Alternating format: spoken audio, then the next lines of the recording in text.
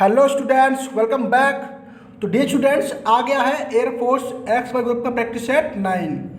And guys, इससे पहले हमने 8 प्रैक्टिस सेट डिस्कस कर चुके हम लोग और आज है हमारा 9वां प्रैक्टिस सेट। तो गाइस, डायरेक्शन आपके सामने है। डायरेक्शन है 1 से 3 तक। वीडियो को पॉज कीजिए, अपना स्कोर खुद कीजिए, उसके बाद बढ़ते हैं आगे। एंड गाइस, कमेंट में जरूर बताइए कि आपका स्कोर क्या रहा। चलिए तो बढ़ते हैं आगे। तो गाइस, आपके सामने डायरेक्शन है 1 से 3 तक की। कह रहा है find out the error parts in the sentences. हमें सेंटेंसेस में एरर पार्ट्स फाइंड आउट करने हैं, एरर पार्ट्स निकालने हैं। चलिए yes, question number first. Neither of the two students come here daily. तो गाइस, अगर मैं क्वेश्चन नंबर फर्स्ट की बात करूं तो इसके बी पार्ट में एरर रहेगी। क्वेश्चन नंबर फर्स्ट के बी पार्ट में एरर रहेगी। तो गाइस, नीदर और ईदर, जिसे हम आइदर और नाइदर भी बोल सकते हैं, ठीक है। तो इनका जो कॉन्सेप्ट क्या है, तो गाइस आपने पहले पढ़ा होगा नीदर और ईदर। नीदर और ईदर, अगर नीदर और ईदर अकेला आएगा तो उसका कॉन्सेप्ट अलग है। अगर नीदर के बाद और ईदर के बाद ऑफ आता है, क्या आता है? ऑफ। कैसे? मैंने क्या कहा, अगर नीदर और ईदर अकेले आएंगे तो उसका कॉन्सेप्ट अलग है, लेकिन कभी भी नीदर ऑफ ईदर ऑफ आते हैं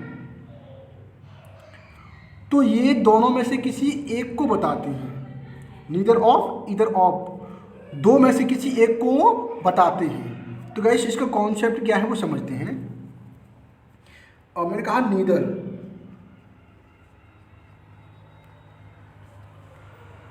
ऑफ,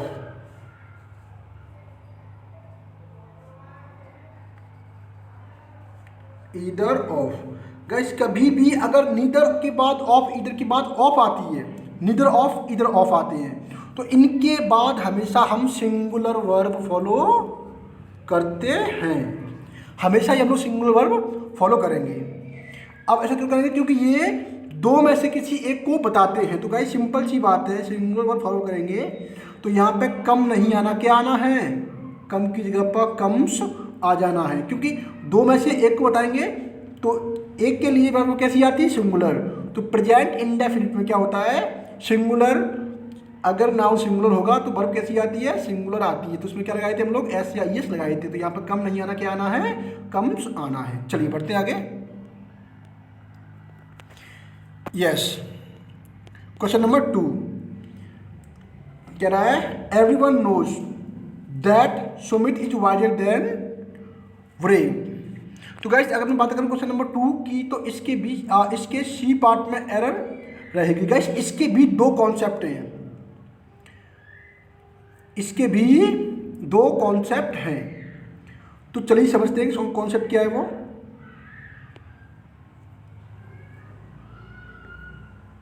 यस गाइस, अगर मैं बात करूं राम, अगर मैं किसी इंसान की तुलना इंसान से ही करता हूं, यानी किसी आदमी की तुलना आम आदमी से ही करता हूं, तो जैसे मैंने कहा Ram is wiser than I. Guys, इसके दो कॉन्सेप्ट है, मैं आपको दोनों ही कॉन्सेप्ट समझा दूंगा अभी, ठीक है। देखो गाइस, मैं यहाँ राम की तुलना किससे कर रहा हूँ? यानी कि यहाँ पे पर्सन है ना, राम क्या है? व्यक्ति। तो मैं यहाँ व्यक्ति की तुलना व्यक्ति से ही तो कर रहा हूँ। आई भी क्या है? एक व्यक्ति है। तो मैं यहाँ व्यक्ति की तुलना व्यक्ति से कर रहा हूँ, तो ये कंपैरेटिव डिग्री एकदम सही है, क्योंकि मैं व्यक्ति की तुलना व्यक्ति से कर रहा हूँ, तो यहाँ पे वाइजर है, एकदम सही है। कॉन्सेप्ट नंबर 1 क्लियर हो गया। कॉन्सेप्ट नंबर 2 क्या है? अगर मैं किसी व्यक्ति की या किसी वस्तु, मैं किसी व्यक्ति या वस्तु के गुणों की तुलना करूं, अगर मैं एक ही व्यक्ति या एक ही वस्तु के दोनों गुणों की तुलना करूं, तो ऐसी कंडीशन में क्या होगा? तो ऐसी कंडीशन में हम लोग क्या करते हैं, हम लोग यहाँ पे फिर देखिए, यहाँ समझिए, एवरीवन नोज, हर कोई जानता है, दैट कि Sumit is visor.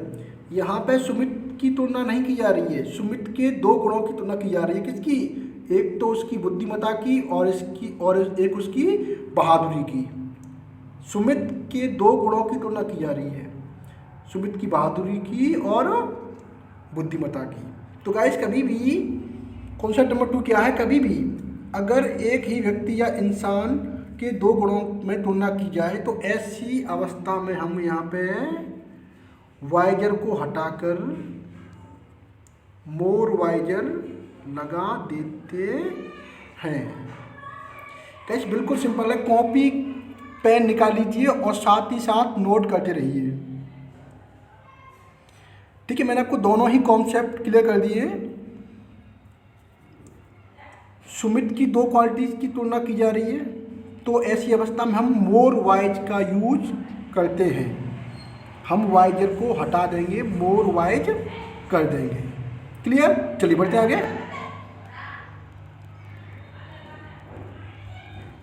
Yes, question number 3।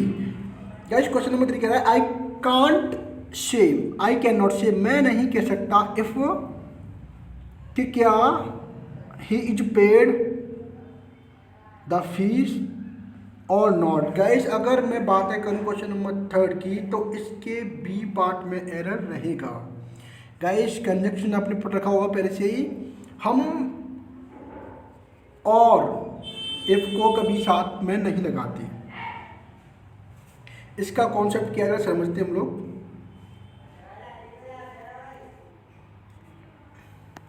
Guys weather, pen और कॉफी निकाल लीजिए। वेदर,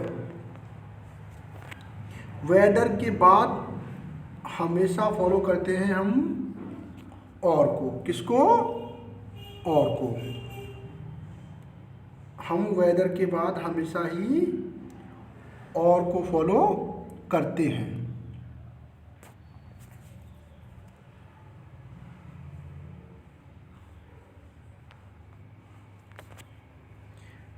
वेदर के बाद हम हमेशा ही और को फॉलो करते हैं। गाइस वेदर का मतलब होता है चाहे, इसके कई मतलब होते हैं। इसका मतलब होता है चाहे और, लेकिन यहाँ पे इसका मतलब क्या समझते हैं? ही कैन नॉट से वह नहीं कह सकता कि क्या। यहाँ पे क्या हो जाएगा? हम वेदर लगा देंगे। यहाँ पे क्या लगा देंगे हम लोग? वेदर लगा देंगे। एक्चुअली पेन सही से नहीं चल रहा है एक्चुअली इस पर, तो सही से लिख नहीं पा रहा हूँ। ठीक है, आई कैन नॉट से मैं नहीं कह सकता इफ कि क्या, तो यहाँ पे क्या आना है? वेदर आना है। वेदर के बाद हमेशा हम और फॉलो करते हैं। क्या करते हैं? वेदर के बाद हमेशा और। कभी भी अगर और आता है तो उससे पहले वेदर आएगा, अगर वेदर आता है तो उसके बाद में क्या आएगा? और आएगा। ये हमें याद रखना है। तो यार यहाँ पे इफ नहीं होना, यहाँ पे क्या हो जाएगा? वेदर हो जाएगा। चलिए बढ़ते हैं आगे। यस गाइस, डायरेक्शन है क्वेश्चन नंबर 4, 5 एंड 6। वीडियो को पॉज कीजिए, खुद कीजिए, उसके बाद डिस्कस करते हैं। चलिए डिस्कस करते हैं। तो क्वेश्चन नंबर 4 कह रहा है choose the word opposite in the meaning to the given word. हमें क्या बताना है? अपोजिट बताना है, एंटोनिम बताना है। गाइस हमें यहाँ पे एंटोनिम बताना है। तो गाइस मैं बातें करूँ विजिलेंट। विजिलेंट का मतलब होता है सतर्क, चौकन्ना। विजिलेंट का मतलब होता है सतर्क, चौकन्ना। तो इसकी हम अपोजिट की बातें करेंगे तो वो हो जाएगा केयरलेस, लापरवाह। चौकन्ने का अपोजिट क्या होता है? लापरवाह। ऑप्शन नंबर इसका करेक्ट आंसर है। चलिए बढ़ते आगे। क्वेश्चन नंबर 5 कह रहा है चूज द वर्ड सिनोनिम। हमें सिनोनिम बताना है। हमें यहाँ पे सिनोनिम बताना है। एक वर्ड दिया है लैम्बेस्ट।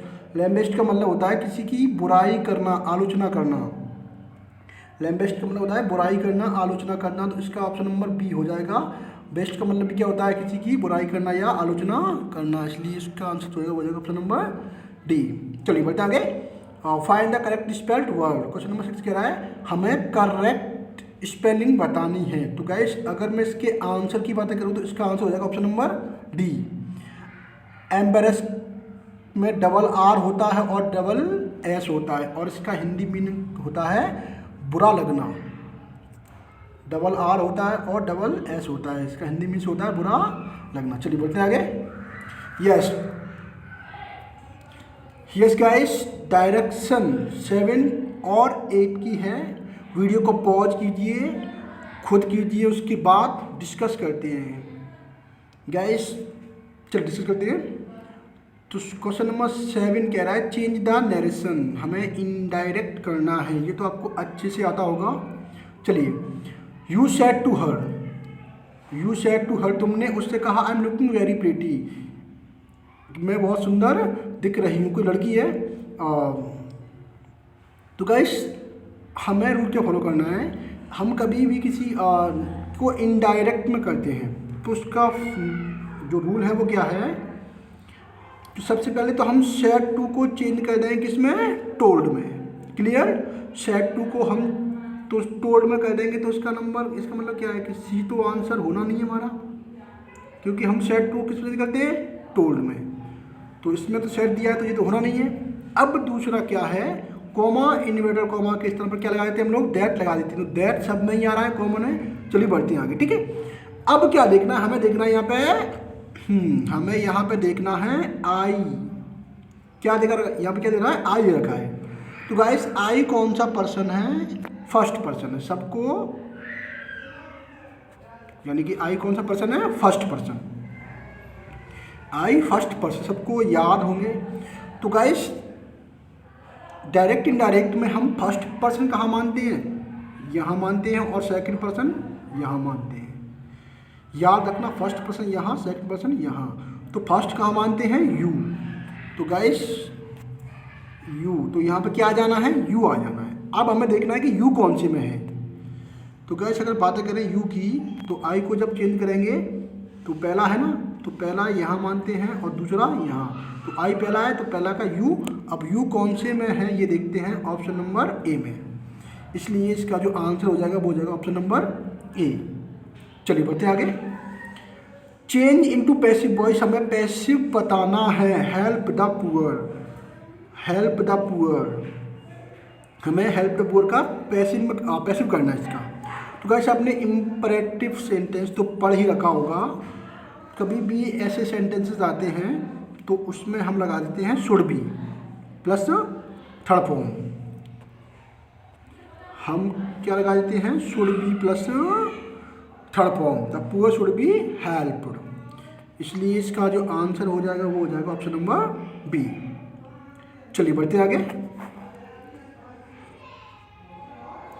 Yes guys, fill in the blanks, video को पॉज कीजिए, खुद कीजिए और कमेंट में बताइए कि आपका स्कोर क्या रहा। चलिए डिस्कस करते हैं। तो गाइस डायरेक्शन ऑप्शन में 9 से 12 तक की। क्वेश्चन नंबर 9 कह रहा है give answer to the question. तो गाइस यहाँ पे हमें आर्टिकल फिल करना है। तो गाइस यहाँ पे अगर मैं बातें करूँ तो इसका आंसर हो जाएगा ऑप्शन नंबर ए। अब हमने यहाँ पे द क्यों लगाया, क्योंकि यहाँ पे क्या आ रहा है, देखो द आ रहा है, यानी कि द क्वेश्चन, जो क्वेश्चन है वो कैसा है, एकदम डेफिनिट है। क्वेश्चन कैसा है, एकदम निश्चित है पहले से ही।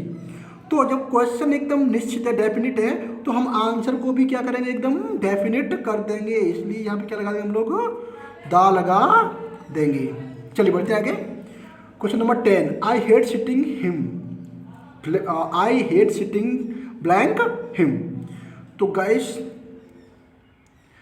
मुझे नफरत है बैठने से, हिम बिसाइड्स का मतलब होता है बगल में। गाइस बिसाइड्स का मतलब होता है क्या, बगल में। तो मुझे नफरत है उसके बगल में बैठने से, तो इसलिए ऑप्शन नंबर सी इसका करेक्ट आंसर हो जाएगा। चलिए बढ़ते आगे। चलिए एक सेकंड, ये क्या हो रहा है, हाँ। तो गाइस ही इज कन्फाइंड, एक सेकंड ये क्या हो रहा है, हाँ। He is confined blank his room. तो गाइस कन्फाइंड के बाद प्रेपोजिशन आता है हमेशा टू। कन्फाइंड के बाद प्रेपोजिशन क्या आता है, ये फिक्स्ड प्रेपोजिशंस है गाइस, ये क्या है, फिक्स्ड प्रेपोजिशंस। तो कन्फाइंड के बाद हमेशा टू आना है। चलिए बढ़ते आगे। राम्स का डैश्ड अगेंस्ट का मतलब होता है टक्कर खाना।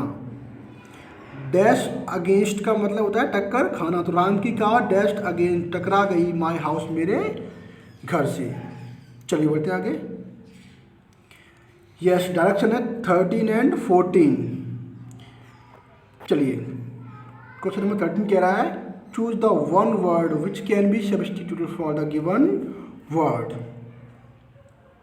वन हू होल्ड्स, हमें क्या बताना है, वन वर्ड सब्स्टिट्यूशन बताना, हमें वन वर्ड बताना है। क्या बताना हमें, वन वर्ड बताना है। तो एक वर्ड दिया हुआ है, सेंटेंस दिया हुआ है, हमें उसका वन वर्ड बताना है कि वन एक ऐसा आदमी हु जो होल्ड्स अपना लेता है, स्ट्रांगली माने मजबूती से, टू एन एस्पायरेशन किसी भी अभिलाषा को, किसकी अभिलाषा को, ऑफ बिलीफ माने विश्वास की। एक ऐसा आदमी जो विश्वास की अभिलाषा को अपना लेता है विदाउट रीजन और आर्गुमेंट, बिना किसी रीजन के और झगड़े की, तो ऐसे इंसान को हम बोलते हैं कट्टर। आप लोग कोई बोलते हो कट्टर हिंदू बोलते कि नहीं, कट्टर हिंदू, ये वही होता है कट्टर। आपने कुछ सुना हो कट्टर हिंदू। तो एक ऐसा आदमी जो विश्वास की अभिलाषा को बिना किसी रीजन के और आर्गुमेंट के अपना लेता है, ऐसे आदमी को हम कट्टर बोलते हैं। चलिए यस गाइस, आ गया ईडियम, जिससे आप सब लोग बहुत डरते हो, वही आ गया। सब लोग यही बोलते हो कि ईडियम समझ में नहीं आते और ना ही हमें ये लर्न होते हैं।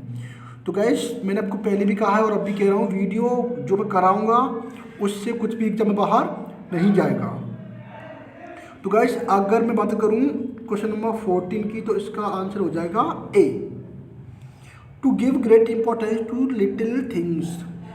अब इसका जो हिंदी मीन्स क्या होता है दोनों का, इन दोनों का हिंदी मीन्स होता है बात को बड़ा चढ़ाकर कहना, यानी कि बात का बतंगड़ बना देना, बात का बतंगड़ बना देना। यहाँ पे देखो टू मेक बनाना, हमें एक हिंट मिल रही है, मैंने आपसे कहा था हमें एक हिंट मिल रही है। टू मेक बनाना, क्या बनाना, एक पर्वत बना देना, किसका, ऑफ अ मोल हिल, छोटी सी बात का, यानी कि छोटी सी बात का एक मोल हिल बना देना, पर्वत बना देना, यानी कि छोटी सी बात को बड़ा चढ़ाकर कह देना।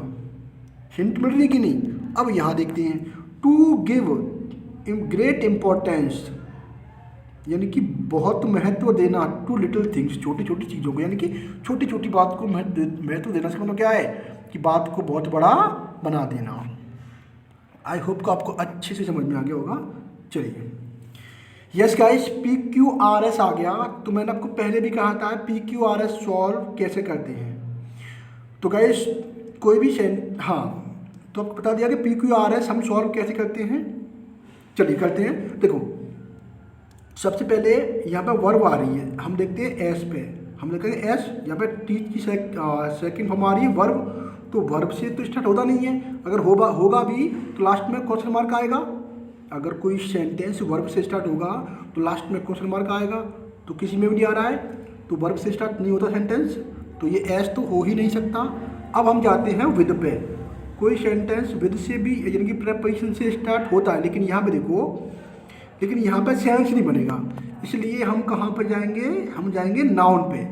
किसी भी सेंटेंस स्टार्ट, यानी कोई भी सेंटेंस हो, अधिकतर कहाँ से स्टार्ट होता है, वो किसी सब्जेक्ट से। तो सब्जेक्ट यहाँ पे क्या है, गांधी जी, महात्मा गांधी एंड लॉर्ड बुद्धा, महात्मा गांधी और लॉर्ड बुद्धा ने, यानी कि महात्मा गांधी और लॉर्ड बुद्धा हैव टॉट, उन दोनों ने हैव टॉट हमें, अस मीन्स हमें सिखाया है, महात्मा गांधी ने और लॉर्ड बुद्धा ने हमें सिखाया है कि मैन शुड लिव आपके इन पीस, कि आदमी को पीस में रहना चाहिए, कि आदमी को किस में रहना चाहिए, पीस, शांति से रहना चाहिए, विद वन एनदर, एक दूसरे के साथ, कि आदमी को एक दूसरे के साथ बड़ी शांति से रहना चाहिए, एंड शुड शो, और उनको दिखाना चाहिए, काइंडनेस, दया, उनको दया दिखानी चाहिए टू एवरी लिटिल क्रिएचर, हर एक लिविंग क्रिएचर के प्रति। उन्हें हर एक लिविंग यानी कि जो लिविंग क्रिएचर हैं उनके प्रति दया दिखानी चाहिए। तो इसका जो आंसर हो जाएगा वो क्या जाएगा, आर के बाद एस, यानी कि महात्मा गांधी और लॉर्ड कृष्णा ने हमें सिखाया है कि आदमी को शांति से रहना चाहिए एक दूसरे के साथ, और उन्हें दिखाना चाहिए, दया दिखानी चाहिए किसके प्रति, हर एक लिविंग क्रिएचर के प्रति। तो गाइस इसका जो आंसर हो जाएगा आर के बाद एस, एस के बाद पी क्यू, तो R S P Q, R S P Q, option number C इसका करेक्ट आंसर। चलिए बढ़ते हैं आगे। गाइस क्वेश्चन नंबर 16 कह रहा है what is the noun form of the word equity. Equity का नाउन फॉर्म क्या है। गाइस हमें एक्विट क्या एक वर्ब है, हमें एक्विट का नाउन फॉर्म बताना है। तो एक्विट का हिंदी मीन्स निकल के आता है रिहा करना। एक्विट का हिंदी मीन्स निकल के क्या आता है, रिहा करना। तो इसका जो आंसर हो जाएगा वो जाएगा एक्विटल, इसका मतलब होता है रिहाई। चलिए बढ़ते हैं आगे। यस गाइस आ गया पैसेज। यस गाइस पैसेज आपके सामने है, वीडियो को पॉज कीजिए, खुद कीजिए, उसके बाद हम लोग डिस्कस करते हैं। चलिए डिस्कस करते हैं हम लोग। तो गाइस पैसेज को हम हमेशा कैसे सॉल्व करते आए हैं, अभी तक हमने काफ़ी पैसेज सॉल्व कर लिए हैं, तो आपको आइडिया लग गया होगा कि हम लोग पैसेज को हमेशा कैसे सॉल्व करते हैं। तो गाइस हमें पैसेज पूरा कभी नहीं पढ़ना है, मैंने आपको पहले भी कई बार बता दिया है। हमें पैसेज कभी पूरा नहीं पढ़ना है, हमें डायरेक्टली कहाँ पे जाना है, हमें डायरेक्टली जाना है क्वेश्चंस पे। लेकिन फिर भी मैं यहाँ पे एक बार जल्दी से पैसेज को पढ़ दे रहा हूँ, लेकिन आपको नहीं पढ़ना है, ठीक है। चलिए देयर वॉज वंस, एक बार एक पुअर मैन वो अर्नड, एक गरीब व्यक्ति था जो कमा पाता था जस्ट वेयर लिविंग, बड़ी ही मुश्किल से, यानी कि बहुत ही कम। एक बूढ़ा आदमी था जो बहुत ही कम कमा, वेयर लिविंग का मतलब क्या होता है, बहुत ही कम, यानी कि बड़ी मुश्किल से, फॉर हिमसेल्फ अपने लिए, यानी कि बहुत ही कम, लिविंग का मतलब क्या था, जीविका। एक ऐसा इंसान था वो बहुत ही कम अपनी जीविका कमा पाता था, फॉर हिमसेल्फ खुद के लिए, एंड हिज फैमिली और अपने परिवार के लिए। ऑल डे लॉन्ग पूरा दिन ही सैंग वह गाता था, यानी कि पूरा दिन वह गाने गाता था, एंड पास्ड और गुजारता था हिज टाइम अपने टाइम को चीयरफुली खुशीपूर्वक, वाइल और उसी समय हिज नीयर्स, और तभी उनके जो नीबर्स जो उनके नीबर हैं, पड़ोसी हैं, वह बिजी रहते थे, एंड एंजियस और वह बहुत एंजियस रहते थे अबाउट देयर रिचेस अपनी संपत्ति के बारे में, एंड नेवर सेंग और वो लोग कभी नहीं गाते थे। दे वांडर्ड लेकिन उन लोगों को, किनको, पड़ोसियों को, उस आदमी के पड़ोसियों को वांडर्ड आश्चर्य होता था, at the poor man's joy उस गरीब आदमी की खुशी पर, उन सभी को उस बेचारे की खुशी पर गर्व यानी कि आश्चर्य होता था। अब आश्चर्य क्यों होता था, देखो, तो उसकी खुशी पर आश्चर्य होता था। वन ऑफ देम, तो एक दिन क्या हुआ, तो उनमें से किसी एक ने, यानी कि पड़ोसियों में से किसी एक ने, जो ही कौन था, अ वेरी वेल्दी जो बहुत ही धनवान था, उसने कहा, क्या कहा कि आई विल स्टॉप मैं रोकूंगा हिम उसे, बीइंग सो चीयरफुल इतना खुश होने से, and singing all the time और पूरे टाइम गाने से।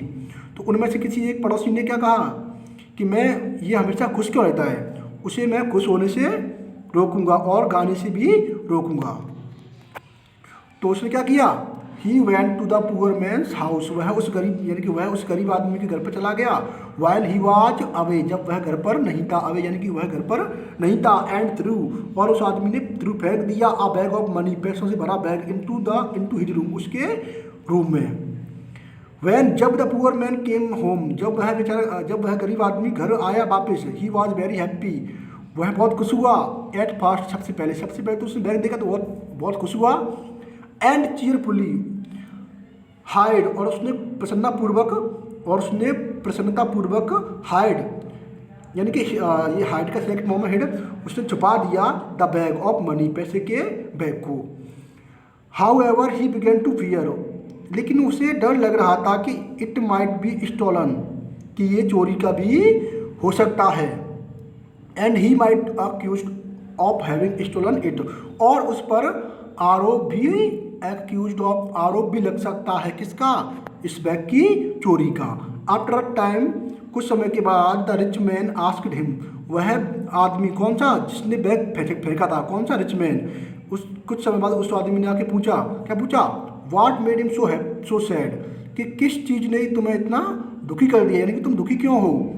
सबसे पहले he did not dare to say, उसकी कुछ हिम्मत नहीं हुई कहने की, बट वैन, लेकिन जब the rich man told him, लेकिन जब उस आदमी ने उसे बताया, दैट के ही न्यू हिज सीक्रेट, कि वह तुम्हारा रहस्य जानता है, तो उसने क्या कहा, ही क्राइड आउट, वह चिल्लाया, वह गरीब चिल्लाया, क्या कहा उसने, टेक बैक योर मनी, अपने पैसे वापस लो, देन, और तब, आई शैल बी हैप्पी, तभी मैं खुश रह पाऊंगा, एंड फ्री फ्रॉम केयर, और इस केयर से एकदम फ्री हो जाऊंगा, यानी कि इस जो तकलीफ है मेरी, इससे फ्री हो जाऊंगा, एंड शैल सिंग, और गा सकूंगा, एज आई यूज्ड टू, जैसे कि मैं पहले गाता था। सो सेइंग, ऐसा कहते हुए, ही फ्लंग, उसने फेंक दिया, द ट्रेजर माने खजाने को, ट्रेजर का मतलब क्या होता है, खजाना, ऐसा कहते हुए उसने फ्लंग, फेंक दिया, फ्लंग का मतलब क्या होता है, फेंक दिया। मैं एक बार फिर से कह रहा हूँ, फ्लंग का मतलब क्या होता है, फेंक देना, तो उसने फेंक दिया द ट्रेजर, खजाने को, एट द रिच मैन, उस धनी व्यक्ति की ओर। तो गाइस आपको पैसेज नहीं पढ़ना है, मैंने आपके सामने पढ़ दिया, ठीक है। तो आपको डायरेक्टली कहाँ पे जाना है, आपको अपना टाइम सेव करना है, आपको अपना टाइम बचाना है। अगर ऐसे पढ़ोगे तो टाइम निकल जाएगा, आपको टाइम बचाना है, ठीक है। तो डायरेक्टली आपको कहाँ पे जाना है, आपको जाना है ऑप्शंस पे एंड क्वेश्चन पे।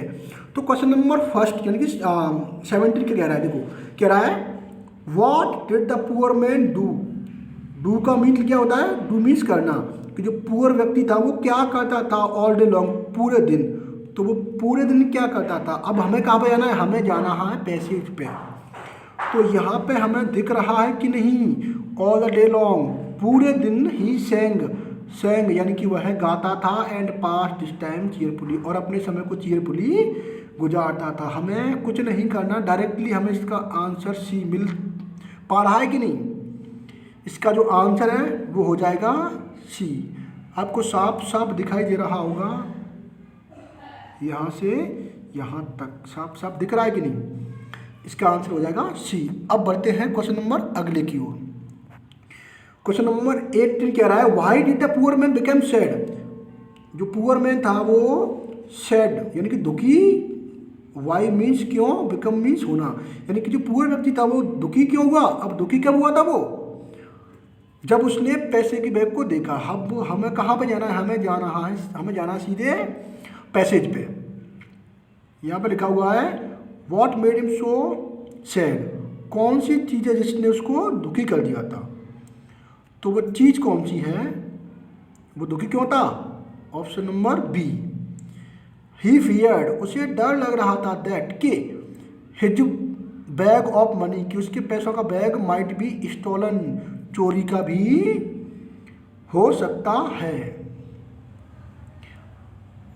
तो गाइस ये कहाँ पर दे रखा है, एक सेकेंड, हाँ इसको देखते हैं कि कहाँ पर दे रखा है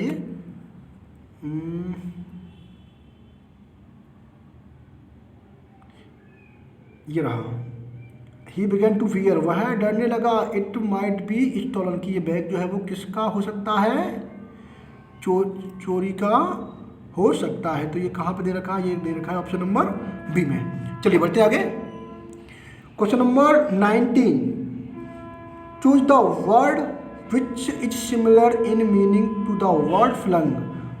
तो गाइस हमें फ्लंग का जो है सिनोनिम बताना है, फ्लंग का मतलब क्या है, हमें फ्लंग का मतलब बताना कि फ्लंग का सिनोनिम क्या है।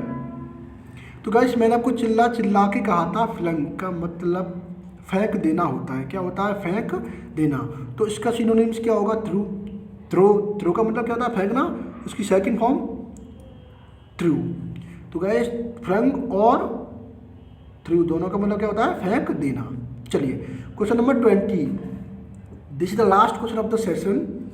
तो गाइस कह रहा है, choose the word which is most opposite in meaning to the word bear. Guys bear, हमें बेयर का अपोजिट बताना है, हमें बेयर का क्या बताना है, अपोजिट, यानी कि एंटोनिम बताना है। तो बेयर का मतलब क्या होता है, मुश्किल से, यानी कि नामात्र। बेयर का मतलब क्या होता है, मुश्किल से, ना कि बराबर। और इसका जो आंसर हो जाएगा वो हो जाएगा प्लेंटीफुल। इसका मतलब होता है पर्याप्त मात्रा में, प्रचुर। प्लेंटीफुल का मतलब होता है पर्याप्त मात्रा में, और बेयर का मतलब बिल्कुल नामात्र। तो चलिए गाइस, फटाफट से वीडियो को अपने दोस्तों के साथ शेयर कर दीजिए ताकि उन्हें भी इस वीडियो से कुछ फ़ायदा मिले। ठीक है, तब तक के लिए अलविदा।